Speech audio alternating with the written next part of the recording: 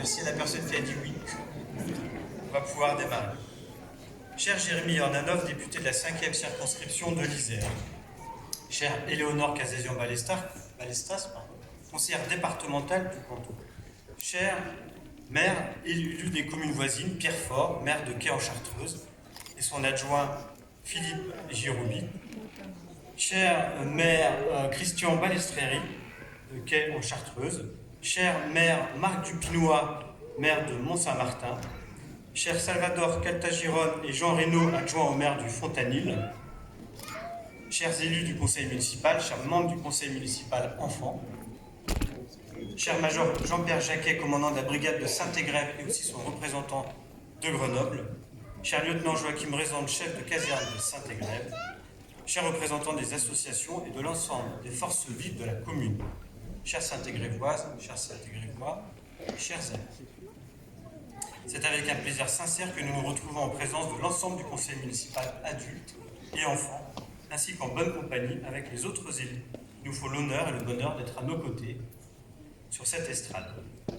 D'abord, vous l'avez peut-être remarqué, un photographe s'est immiscé parmi vous pour réaliser des portraits de celles et ceux qui se porteront volontaires pour une petite expérimentation cette année.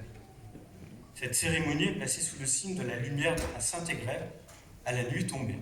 Et vous avez pu voir qu'il y a de magnifiques photos derrière vous. Si vous avez été attentif, vous avez pu voir donc ces photos réalisées par des artistes saint-égrévois mettant la ville à l'honneur au moyen d'effets de lumière saisissants. Ce soir, si vous l'acceptez, vous pourrez être photographié et vous serez donc immortalisé car nous projetterons vos portraits sur les panneaux lumineux et les réseaux sociaux de la ville tout au long de ce mois de janvier, vous permettant ainsi de souhaiter vous aussi une belle et heureuse année 2025 à nos concitoyens. Ceci est donc un appel aux volontaires. Vous l'aurez peut-être aussi remarqué, vous allez le remarquer, il y a un club de journalistes, de jeunes journalistes du service jeunesse et prévention, le Patio. Et puis, vous l'avez vu, on les remercie aussi, les danseuses, qui auront l'occasion aussi de se reproduire, de refaire aussi une présentation tout à l'heure. Et puis, je salue aussi Nikic, l'animateur de soirée pour la musique, qui est DJ. Avant de revenir, comme tous les ans, sur l'année écoulée à Saint-Égrève, de nous projeter ensemble sur les échéances à venir, il me semble important d'avoir un mot sur la situation internationale et nationale. Et sans transition aucune, de dire également bon anniversaire à toi, Antoine. 2024 a été une année particulière chargée sur le plan international. Je voudrais témoigner une fois de plus, et malheureusement une fois de trop, de toute ma solidarité et de celle de la commune au peuple ukrainien, qui s'engage probablement vers une 4e année de conflit. L'Ukraine ne pourra résister indéfiniment face à l'agresseur. La désunion des États au sein de l'Union européenne et les résultats des élections américaines font craindre un moindre soutien à l'Ukraine. Il me semble à ce stade que notre responsabilité collective est immense et que nous avons le devoir de ne pas abandonner les Ukrainiens. Tout comme d'ailleurs nous devons soutenir les Géorgiens qui aspirent à plus de démocratie. Ma pensée va aussi forcément au peuple du Proche-Orient qui mériterait de connaître la sérénité et une paix durable. Les peuples d'Israël, de Palestine, de Cisjordanie et du Liban ont droit de vivre en sécurité et en paix. Le choix systématique de la violence terroriste, et trop souvent de la violence d'État, ne fait qu'entretenir la haine entre les différents peuples et ajoute bien du malheur à une situation déjà chaotique. Espérons que l'éclaircie de cette semaine se confirme. Je me permets également d'avoir une pensée particulière pour toutes les femmes qui luttent pour leurs droits, partout où l'égalité n'est pas une réalité de fait, et particulièrement en Iran ou en Afghanistan. Une pensée émue aussi pour tous ces Syriens oppressés dans leur pays et qui, pour une partie d'entre eux, n'ont eu d'autre choix que de le fuir à cause d'un des plus grands dictateurs du XXIe siècle, qui, enfin, a été chassé. La Syrie a connu il y a quelques semaines un vent de liberté qu'elle n'imaginait plus et un espoir immense que nous voudrions évidemment durable. Je vais m'arrêter là sur l'international, même s'il y aurait tant à dire encore sur les déclarations du président américain dans sa manière conquérante de concevoir l'ordre mondial loin du multilatéralisme, sur la collusion de plus en plus importante du monde économique et du monde politique, comme si l'intérêt général et l'intérêt de quelques-uns ne feraient qu'un. sur le recul de l'information sourcée et vérifiée au détriment de la propagande et des fake news. Et sur l'année 2024 qui a vu pour la première fois la planète dépasser plus 1,5 degré par rapport à la période pré-industrielle, explosant déjà les objectifs de l'accord de Paris de 2015. Une année difficile donc au niveau international, mais disons-le, extrêmement compliquée aussi pour notre territoire national et en particulier pour Mayotte, pour qui nous avons une pensée chaleureuse et solidaire ce soir. Un événement sans commune mesure qui vient s'ajouter à une instabilité politique majeure, jamais connue sous la Ve République, et ce, alors même que les Français ont retrouvé massivement, lors des dernières élections européennes et législatives, le chemin des urnes, pour au final ne donner aucune majorité parlementaire. L'expression des urnes reflète en réalité l'état d'esprit des Français avec trois blocs distincts, et au sein même de ces blocs, de vraies différences, et aussi parfois des porosités entre les blocs. Avec de tels résultats, comment voulez-vous qu'il puisse y avoir une majorité de vision, de valeurs et finalement de projets pour les Français, même si un accord provisoire pourrait être trouvé? Mais pour combien de temps et pour quels résultats? Alors que se succèdent les gouvernements, comment ne pas penser à la définition qu'Albert Einstein nous donnait de la folie? C'est, disait-il, refaire toujours la même chose en attendant les résultats différents. Ce contexte parlementaire sans majorité et avec un gouvernement objectivement peu représentatif des urnes m'inquiète. Car le principe de notre démocratie, certes imparfaite, est bien que les représentants politiques reflètent une majorité du peuple, faute de représenter tout le monde. De manière plus prosaïque et concernant Saint-Égrève, les conséquences directes ont été, comme pour toutes les collectivités territoriales, de construire un budget 2025 sans savoir exactement quel effort supplémentaire il nous sera demandé. Après le quoi qu'il en coûte et les baisses d'impôts, à l'été dernier, la sonnette d'alarme a retenti. Et les mêmes qui donnaient les leçons de bonne gestion et de responsabilité se sont aperçus qu'il manquait plusieurs dizaines de milliards pour boucler le budget 2025. Parlons maintenant de notre actualité locale plus heureuse et bien plus positive. Car ce moment est une manière de rendre des comptes de l'action locale et de dresser des perspectives plutôt réjouissantes. Je vous souhaite donc à toutes et tous une très bonne année 2024 et une très bonne santé. On va voir si tout le monde suit, ça va. Et ça suit derrière moi en tous les cas. Très bonne année 2025. Les années passent très très vite. Au-delà de ce souhait sincère sur un sujet qui nous tient particulièrement à cœur, je vous informe que nous inaugurerons notre centre de santé cette année, rue de la Gare. Un lieu situé au cœur du quartier Saint-Robert-Lapidéa, à proximité du tramway, et qui accueillera dès cet automne 6 médecins généralistes, des spécialistes, au moins 4, et probablement un cabinet ophtalmologiste.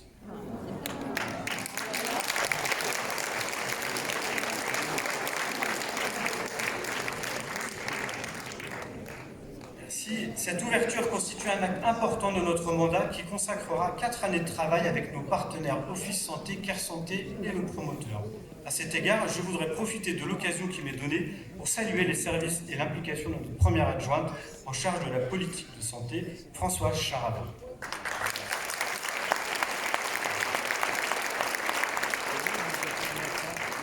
Sur ce sujet qui ne relève normalement pas d'une compétence municipale, et qui vient s'ajouter à l'excellent travail de mise en réseau et d'anticipation des besoins en matière de santé sur le territoire, réalisé depuis le début du mandat. Petit rappel également, à ce jour, le centre de santé provisoire, ouvert depuis 2 ans, accueille une patientèle de 2037 personnes, et un nouveau médecin généraliste est arrivé depuis ce mois de janvier. Mi-2024, nous avons signé notre contrat local de santé avec l'Agence régionale de santé. Ce contrat acte pour 5 ans les engagements de la commune et de ses partenaires en matière de santé et prend en compte le sujet de la santé mentale aussi, avec la création d'un conseil local dédié. Vous l'aurez compris, le bien-être des habitants est une priorité. À ce titre, nous poursuivons une politique ambitieuse de prévention de la santé et nous essayons aussi de faire en sorte que notre ville soit respirable et aérée avec des espaces publics et récréatifs repensés et nouveaux. Ainsi, j'ai le plaisir de vous annoncer que le projet Cœur de Champagnat, nouveau poumon vert dans un quartier qui a connu de fortes transformations depuis 10 ans, avec l'arrivée de très nombreux habitants, ouvrira aussi à la rentrée 2025, et pas 2024.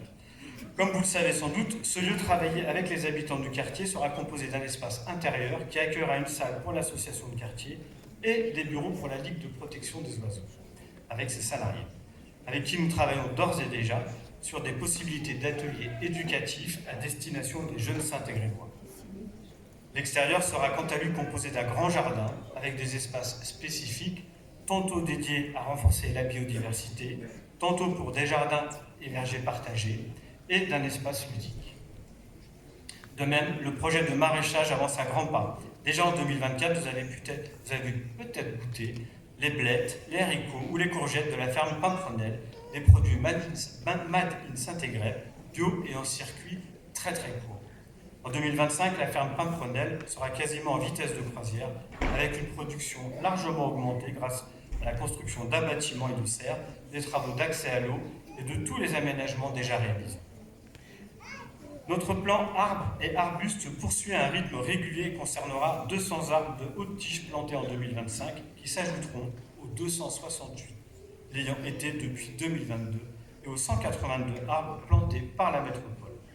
Ces plans arbres apparaissant un peu partout dans nos villes sont une nécessité pour limiter la hausse des températures dues au dérèglement climatique et au réchauffement climatique l'été.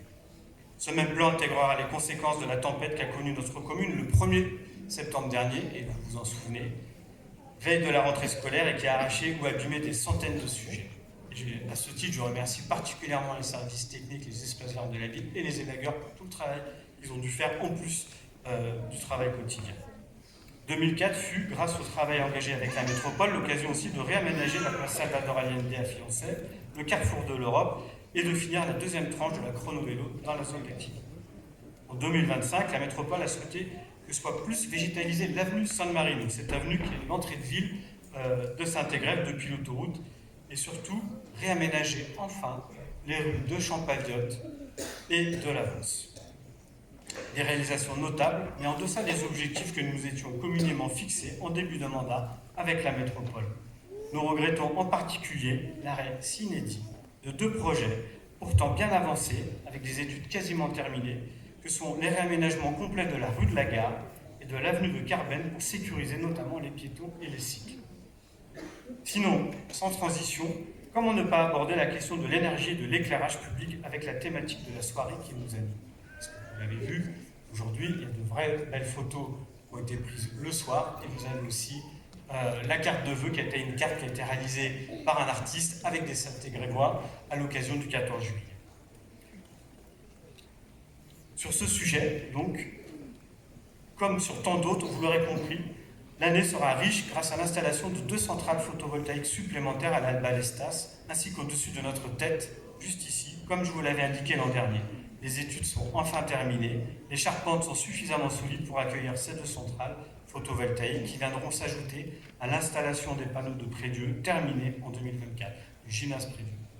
Au final, la ville produira 4 fois plus d'énergie solaire qu'avant notre arrivée. Sans oublier, bien sûr, la participation importante de la ville, en plus de celle de la métropole, sur le dispositif de rénovation énergétique des copropriétés, avec le dispositif Murmure. Cette politique, comme les autres, est une vraie fierté, car à Saint-Égrève, et vous y habitez, ou vous la traversez, nous assistons à une transformation visuelle qualitative de tous ces anciens immeubles, qui commençaient à prendre de l'âge et qui devenaient un peu vétustes. Si cela participe à l'embellissement général de notre commune, ces rénovations permettent surtout d'entretenir ces copropriétés, d'améliorer évidemment le confort d'été et le confort d'hiver, de revaloriser ces biens et de faire baisser les charges pour les occupants des logements, propriétaires ou locataires privés, ainsi que de faire baisser les émissions de gaz à effet de serre. Entre 2020 et 2024, 5 copropriétés ont été aidées financièrement avec une moyenne de 60 logements isolés par an. 3 autres copropriétés s'apprêtent à voter les travaux en 2025, de grosses copropriétés. Plein ciel, avec plus de 200 logements, Lapinéa et une copropriété un peu plus petite à Fiancé. Tous ces projets nourrissent dans les faits une seule ambition, celle de mieux vivre ensemble, de mieux protéger notre organisme, notre santé, ainsi que notre environnement et notre cadre de vie. Une manière de se redonner de l'air, mais au-delà de chacune et de chacun d'entre nous, c'est également notre rapport au collectif, dont nous devons prendre soin. La solidarité demeure en effet un marqueur essentiel de notre commune et surtout de ses habitants. À ce sujet, j'ai le plaisir de vous informer que nous inaugurerons cette année les nouveaux locaux de la Maison des Solidarités des Familles située dans l'ancienne gare, afin d'optimiser les conditions de travail des agents et d'accueillir au mieux les projets des habitants. Cette année encore, le pôle d'accès au droit constituera une ressource précieuse pour celles et ceux qui auront besoin d'un vrai soutien, comme d'un simple petit coup de pouce. Un dispositif composé notamment d'un conciliateur de justice, d'un avocat, d'un conseiller en énergie, d'un conseiller numérique, d'un conseiller de la CARSAT et d'un écrivain public. Ce pôle se verra renforcé en 2025 une fois par mois d'une permanence d'information sur les droits des étrangers également. En complément, nous continuerons à soutenir les permanences du PIMS, qui depuis plusieurs années ont trouvé leur place sur le marché de Prix-Dieu et devant la MSF, et qui sont tout à fait visibles, et à destination des habitants, parce qu'on sait que les habitants profitent de nos marchés. Et parce que nous avons fait de l'accès à la santé pour tous une priorité de notre mandat, j'ai le plaisir de vous informer que les droits des habitantes et des habitants de la ville se verront encore renforcés cette année par la mise en place d'une mutuelle communale à destination de toutes et tous, qui permettra, je le souhaite, de bénéficier de tarifs négociés sans restriction liées à des conditions de ressources ou d'âge. Une réunion publique aura lieu le 26 mars pour présenter ce dispositif. On vous précisera sur le journal municipal et sur les réseaux sociaux l'horaire exact. Une part importante de nos actions de solidarité portées par le CCS concerne les plus âgés d'entre nous. Au-delà de missions relativement classiques, telles que le portage de repas, les colis de Noël, l'accompagnement par nos travailleurs sociaux pour prendre en compte le vieillissement, nous poursuivrons des dispositifs plus récents tels que les séances dites d'aide aux aidants pour permettre des temps de répit et d'échange pour les personnes qui accompagnent les plus fragiles, ou l'offre d'accompagnement pour des courses pour aller au marché ou sur nos marchés, ou également dans nos commerces. Enfin, il nous est paru indispensable de réfléchir à une solution d'habitat pour des personnes qui ne souhaitent plus ou ne peuvent plus rester à leur domicile, solution alternative à une entrée en maison de retraite. Un projet d'habitat inclusif comportant des logements en location ou en accession sociale verra le jour sur l'ancien site de la piscine des Mailles. Une réunion sera de nouveau programmée aussi au premier semestre parce que je sais qu'on a interrogé sur ces questions et qu'on doit vous apporter des réponses. Et les réponses, on les aura bientôt sur l'aspect technique de ce projet. Ces actions de solidarité constituent le centre névralgique de nos politiques publiques, pour ne pas dire leur raison d'être, et c'est bien ce dont il est, à nos yeux, question lorsque nous travaillons par exemple en politique sportive. En la matière, l'année 2024 a été particulièrement riche de projets pensés par les habitants suite aux états généraux du sport. J'en veux pour preuve l'inauguration des 4 terrains de beach volley et des 3 terrains de sandball, également en sable, réalisés au Briey sur un terrain de foot peu utilisé. Soyez toutes et tous rassurés, cette dynamique sera bel et bien reconduite en 2025. En effet, plusieurs projets sont dans les tuyaux, comme la construction de 2 terrains de padel, la réfection des terrains de boules à la gare, ou le remplacement du skatepark à proximité immédiate, juste derrière moi, à proximité du patio, pour un tout nouvel équipement qui intégrera un pump park ainsi que des modules sécurisés, de skatepark. Tout cela viendra compléter les usages du ball, du skatepark de fiançailles, faisant de notre commune un incontournable de la métropole pour tous les adeptes de la glisse urbaine. On sait qu'on a de fortes demandes sur ces pratiques. Ensuite, il en va naturellement de même sur la dimension culturelle, tant il nous semble qu'elle constitue le chemin de compréhension le plus sûr et peut-être même le plus court entre les hommes. La bonne nouvelle, c'est que 2024 a vu enfin le chantier de la bibliothèque Barnave démarrer après de multiples péripéties liées à des difficultés techniques. Les travaux devraient, je passe les doigts, se terminer au premier trimestre 2026. Et je vous l'assure, cela n'a strictement rien à voir avec un autre calendrier. En parallèle, les premières esquisses de la future bibliothèque de fiançailles ont été réalisées. La prochaine étape est de partager ces esquisses retravaillées avec les riverains immédiats de ce lieu pour arriver à un projet qui satisfasse tout le monde. 2025 verra également une augmentation sensible du nombre d'heures de l'unisson, ainsi que le développement de l'éducation artistique et culturelle au sein des crèches, écoles et collèges pour essayer de faire tomber plus encore les frontières et les freins culturels. Cette ambition, nous la poursuivrons tout au long de l'année au sein de nos équipements culturels comme à l'avant-scène, où vous aurez le plaisir de découvrir la 9e édition du festival À vous de voir, un millésime 2025, toujours co-construit avec les associations. Au-delà de ces lieux vitaux d'expression de la vie culturelle, vous le savez maintenant, notre équipe aime aussi vous exposer à l'art, dans des endroits parfois plus inattendus. Ce fut le cas de l'œuvre de street art Le Lièvre et la Tortue, inaugurée à proximité de l'école du Pont de Vence, une démarche pour laquelle nous avons d'ores et déjà prévu de récidiver en 2025 et qui nous permet humblement de faire de la ville une œuvre d'art, pour paraphraser Édouard Deloguel. Ces nouveautés ne doivent pas pour autant reléguer les beaux projets qui ont fait la renommée culturelle de Saint-Égrève. Ainsi, la formule du Salon de l'Aquarelle a été transformée en biennale, laissant la place l'année dernière à une exposition intitulée Saint-Égrève, ville de psychiatrie. Cette année, le Salon de l'Aquarelle, un peu revisité, en intégrant des techniques mixtes, s'exportera dans des lieux d'exposition de la commune un peu inattendus. Et je vous laisserai les découvrir. Saint-Égrève peut être aussi fière d'être ville amie des enfants, car ce label porté par l'UNICEF est une reconnaissance du travail et des moyens mis en place pour la réussite éducative de nos jeunes. En 2024, grâce à la mobilisation des professeurs et du soutien financier de la ville, les élèves de l'école de la Gare ont pu se rendre à Autran et ceux de Rocheplaine en Ardèche. Cette année, ce sera au tour des écoles de Prédieu et du Pont de Vence de bénéficier de ces classes vertes.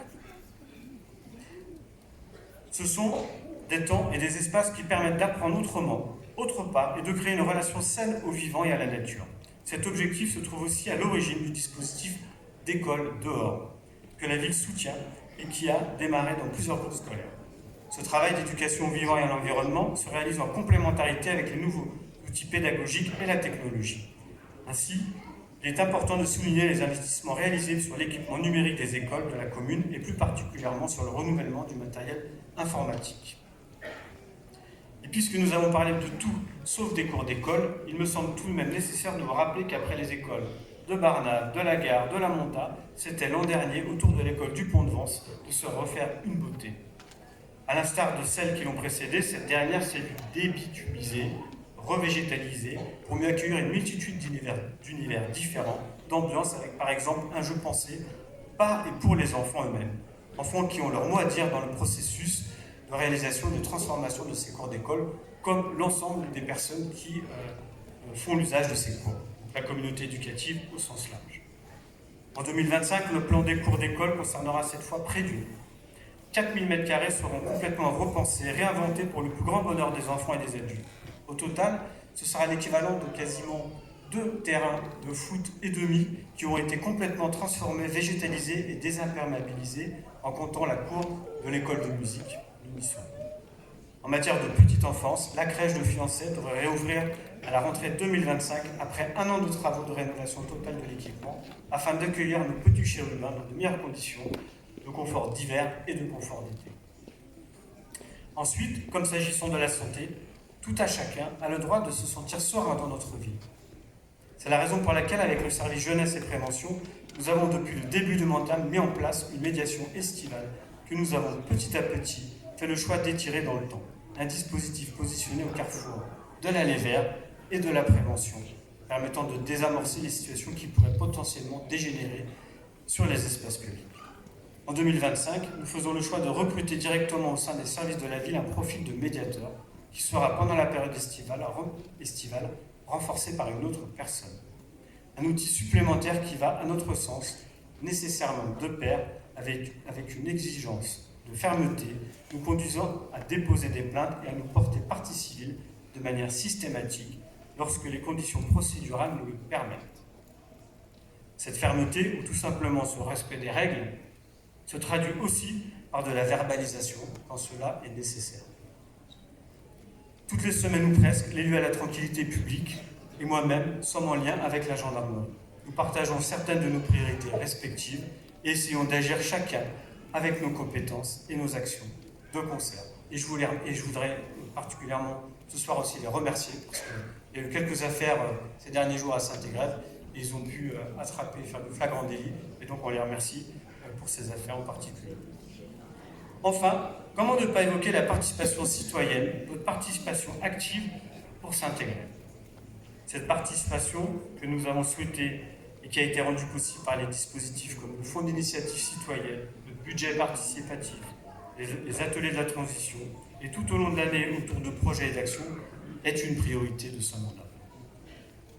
La participation et l'écoute constituent aujourd'hui un des principaux marqueurs de notre façon de faire, et cela grâce à vous qui êtes mobilisés et qui répondez présents. La participation est une méthode parfois un peu coûteuse en temps et en énergie, mais elle permet d'agir au plus près des réalités, des besoins et des envies des habitantes et des habitants.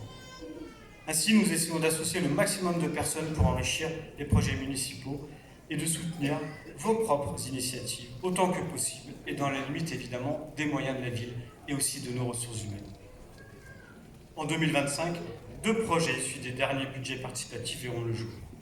À Rocheplaine, les démarches d'échange et de concertation porteront sur l'aménagement transitoire de la place Nelson Mandela pour la rendre plus vivante et agréable en lien avec l'association de quartier, lauréat 2024 du budget participatif. Dans le secteur du pont de Vence, comme je l'ai dit tout à l'heure, ici entre le Patio et le RF, c'est le futur équipement de glisse urbaine qui va voir le jour et en concertation avec les porteurs de projets. Cette fois, c'était un budget participatif à destination des jeunes. L'occasion pour moi de vous redire que l'édition du budget participatif 2025 est en cours et que si vous avez des idées de projet, n'hésitez pas, puisqu'il y a un stand juste derrière vous, et vous l'avez peut-être déjà vu, et vous avez peut-être discuté avec le chargé de mission ou les élus qui tiennent ce stand. J'en profite aussi, j'aurais presque terminé, pour vous rappeler que les ateliers de la transition nous ont aussi permis cette année de travailler le tri sélectif. Le tri sélectif dans l'ensemble de nos bâtiments communaux, les gymnases ici, à la mairie, au centre technique partout, mais également sur l'espace public et dans les parcs, avec l'expérimentation autour de l'hôtel de ville et jusqu'au pont de Vence. Et ces ateliers de la transition vont lancer un appel à candidature pour la session 2025 qui portera sur la pose de bancs dans nos quartiers, puisque tout le monde veut des bancs, et en même temps personne ne veut des bancs à côté de chez soi, donc ça sera aussi l'occasion d'en discuter.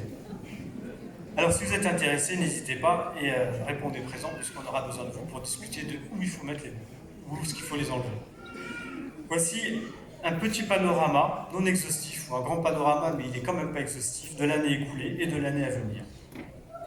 Je n'ai pas le temps de développer justement tous ces temps de programmation festifs, historiques et nouveaux, construits le plus souvent avec les associations, les unions de quartier, les habitants, et vous le savez, vous le vivez tout au long de l'année, les événements à Saint-Égrève se sont multipliés, comme Synthé glacé, l'été Synthé, Synthé santé, les nombreuses fêtes de quartier, on a vu aussi une magnifique fête autour d'Halloween, ou encore le carnaval, qui nous permet désormais de nous retrouver toutes et tous pour un moment joyeux. Il aura lieu cette année le 22 mars en présence de délégations de nos villes jumelées qui viendront avec leurs fanfares. Et je vous invite toutes et tous à venir nombreux pour soit à défiler, soit en tous les cas à regarder le défilé. Voilà, j'en ai quasiment terminé. Le moment pour moi maintenant de dire un grand merci à toutes les habitantes et à tous les habitants qui aiment Saint-Égrève et à celles et ceux qui œuvrent au quotidien au sein du monde associatif, des unions de quartier, en tant que bénévoles, pour qu'ils fassent bon vivre à Saint-Égrève. Un grand merci aux associations elles-mêmes, toujours aussi dynamiques, et qu'il faut réussir à accompagner au mieux et même à suivre. Un grand merci à tous les services de la ville et à ceux du CCAS, sans qui rien ou presque ne serait possible. Et je remercie bien sûr l'ensemble des élus du conseil municipal, la majorité évidemment pour notre investissement, également l'opposition et également le conseil municipal enfin. Je vous souhaite une belle et heureuse année 2025, qu'elle vous apporte son lot de bonheur, de surprises, qu'elle soit synonyme de succès et de plaisir pour vous ainsi que pour vos proches. Et je vais maintenant laisser la parole un petit moment au conseil municipal enfant avec Valentin, Victoria, William, Emilia. Et je crois qu'on peut d'ores et déjà les applaudir. Merci à toutes et à tous.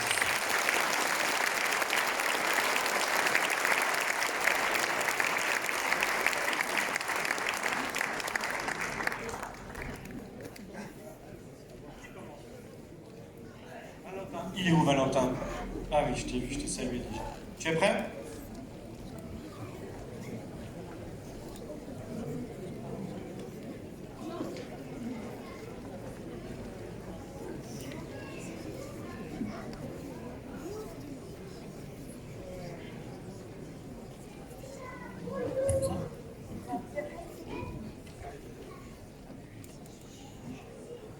Bonsoir mesdames et messieurs et tous les enfants. Je m'appelle Valentin Vandevielle, j'ai 9 ans, je suis en CM1 à l'école du Pont de Vence.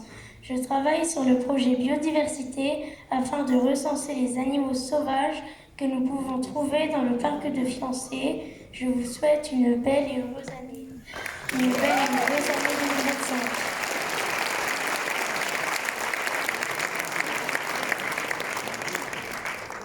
2025. Alors, c'est qui le suivant ou la suivante? Bonjour, je m'appelle Victoria, je suis en CM1 et je vous souhaite une bonne année, une heureuse année. Bonne année, bonne santé.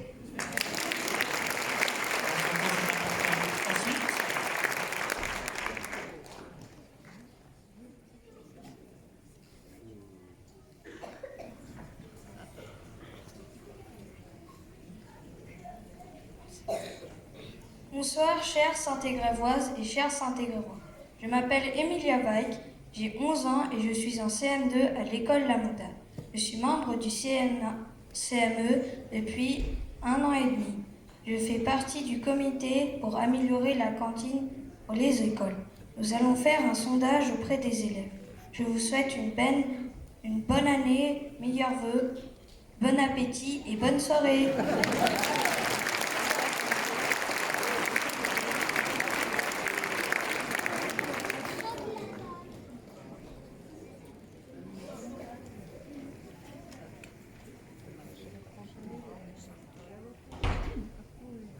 Bonjour, chers habitants, chers professeurs, chers camarades. C'est avec beaucoup de joie que je vous souhaite une bonne année 2025.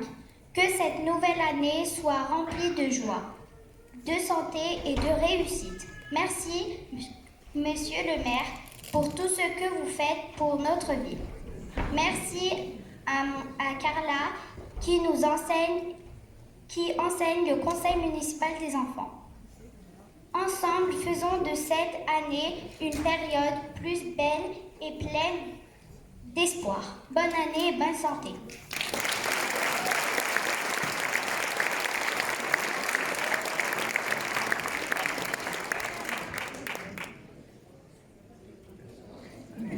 Bonjour, je m'appelle Mila, je suis à l'école Barnum et mon projet c'est d'améliorer la cantine. Je vous souhaite une bonne année 2025.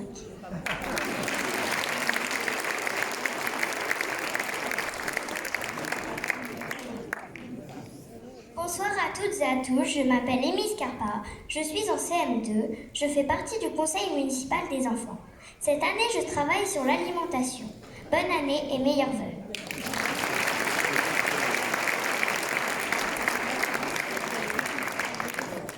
Et ben voilà, je crois qu'on en a terminé.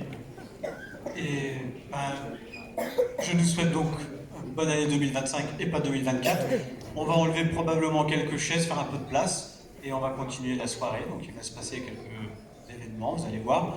Et puis on va surtout boire un verre de l'amitié de la nouvelle année ensemble et discuter les uns les autres, habitants, élus, habitants, élus. Voilà, la soirée commence. Merci à toutes et à tous.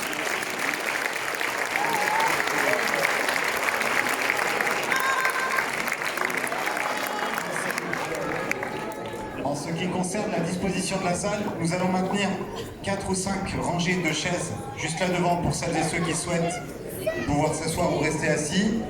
Les autres chaises, au fond, vont être enlevées par les agents, donc on vous